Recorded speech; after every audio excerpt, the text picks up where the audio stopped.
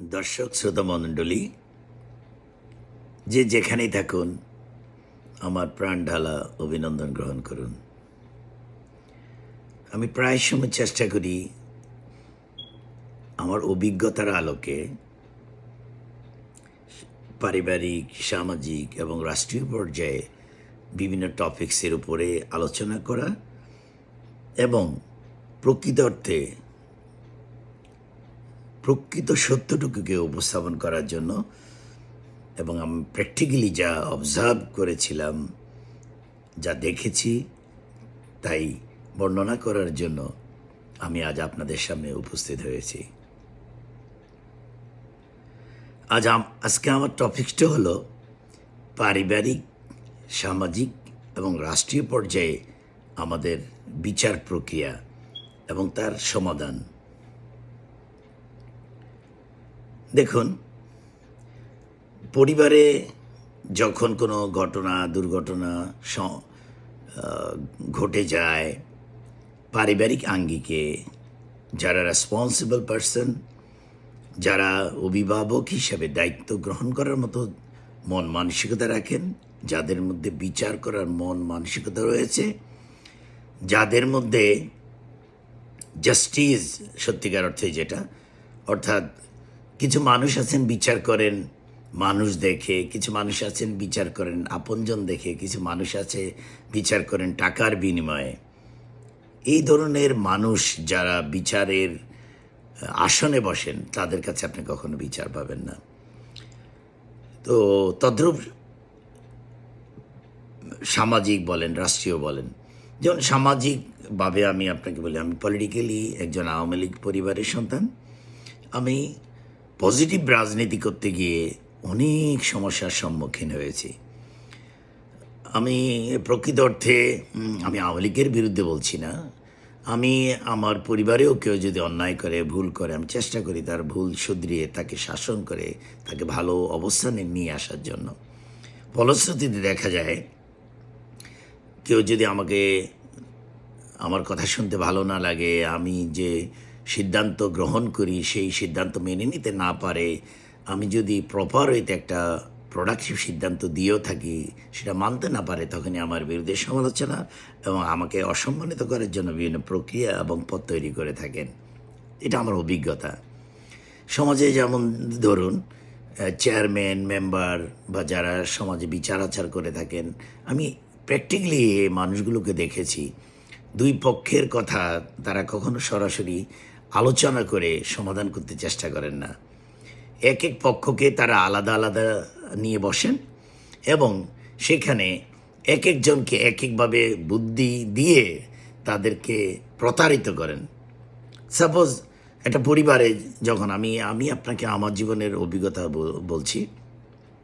করোনাকালীন সময়ে আমার যখন ইন্টারন্যাশনাল ব্যবসা বাণিজ্য, সাপ্লাই, ট্রেডিং বন্ধ হয়ে গিয়েছিল, আমি কিছু দিনের জন্য আমার শহর ছেড়ে গ্রামে অবস্থান করি। প্রায় 1.5 বছরে আমি 100 পরিবারের সম্পর্ককে আমি জোড়া লাগিয়েছি। কিভাবে? আপনি ধরুন, দুইটা পক্ষকে যখন আপনি আলাদা আলাদা শুনবেন, শুনে তাদের সম্পর্কে অ্যাসেসমেন্ট করবেন, করে সেই সমস্যাটাকে সমাধান করার জন্য উভয়ের দোষ ত্রুটি আপনি আপনার কাছে হজম করে রেখে ভালো গুণগুলোকে উপস্থাপন করে দুইটা পরিবারকে যখন সমন্বিত করবেন, আর কেউ কাউকে যেন অন্যায়ভাবে ভুল না বোঝে সে ধরনের পরিকল্পনা করবেন, তখন দেখা যাবে একটা পর্যায়ে আপনার প্রতি আস্থা, সম্মান রেখে তারা আপনার কথাটা শুনে সেই পরিবারটাকে তারা আবার বন্ধনে আবদ্ধ হয়ে সুন্দরভাবে সংসার করতে শুরু করবেন। এটা আমি একটা পারিবারিক কথা বলেছি। তদ্রূপ রাষ্ট্রীয় পর্যায়ে আপনি মনে করেন আমাদের বাংলাদেশে অনেক ভালো ভালো বিচারক আছেন, সম্মানিত মানুষ আছেন, কিন্তু এরই ফাঁকে কিছু কিছু খারাপ মানুষের জন্য যারা পর্দার আড়ালে গোপনে ঘুষ লেনদেনের সাথে ইনভলভ হয়ে অপরাধীকে প্রশ্রয় দেওয়ার জন্য তারা অপরাধীর পক্ষ নিয়ে ভালো মানুষকে বিব্রত করেন, যার কারণে আজ আমাদের সমাজ কলুষিত, ধ্বংসের মুখোমুখি হয়েছে। দেখুন, আমার লক্ষ্মীপুর জেলার রায়পুর 6 নং কেরা ইউনিয়ন সম্পর্কে আমি একটি কথা বলছি। গতকালকের একটি ঘটনা।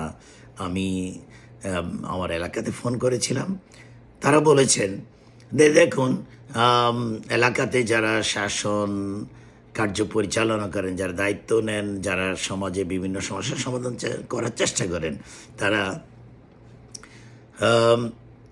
এক একজনকে এক একভাবে প্রতারিত করে উভয় পক্ষ থেকে ঘুষ লেনদেন করেন। ফলশ্রুতিতে দুইটা পরিবারই ধ্বংসের মুখোমুখি হয়। এই সমাজকে আপনি সুন্দর রূপ ধারণ করতে হলে ভালো মানুষ সৃষ্টি করতে হবে, দায়িত্বশীল মানুষ যারা দায়িত্ব পালন করবে। যেমন একটা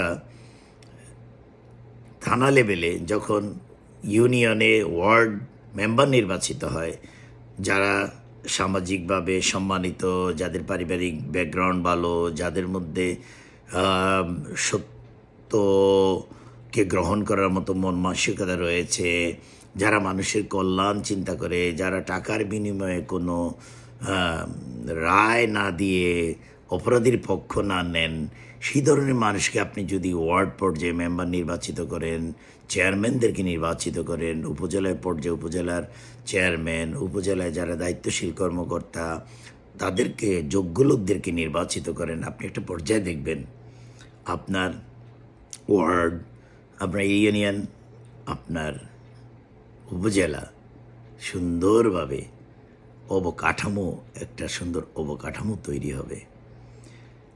শাসনভার, পরিবারের দায়িত্ব যদি একজন ভালো মানুষ গ্রহণ করেন, যাকে সবাই মানেন, যিনি শাসন করবেন পজিটিভলি, যিনি চেষ্টা করবেন পরিবারকে সুসংগঠিত করার জন্য, এরকম একজন লোক দায়িত্বশীল হয়ে যদি পরিবারকে কন্ট্রোল করেন, পরিবার নিয়ন্ত্রিত হবে। তদ্রূপ একটা ওয়ার্ড ভালো মেম্বার দ্বারা নিয়ন্ত্রিত হবে, একটা ইউনিয়ন একজন ভালো চেয়ারম্যান দ্বারা নিয়ন্ত্রিত হবেন। তদ্রূপ একটা উপজেলা তার যে প্রধান, যে দায়িত্বশীল কর্মকর্তা, তিনি যদি দায়িত্ব পালন করেন তাহলে তার নিয়ন্ত্রণে থাকবেন।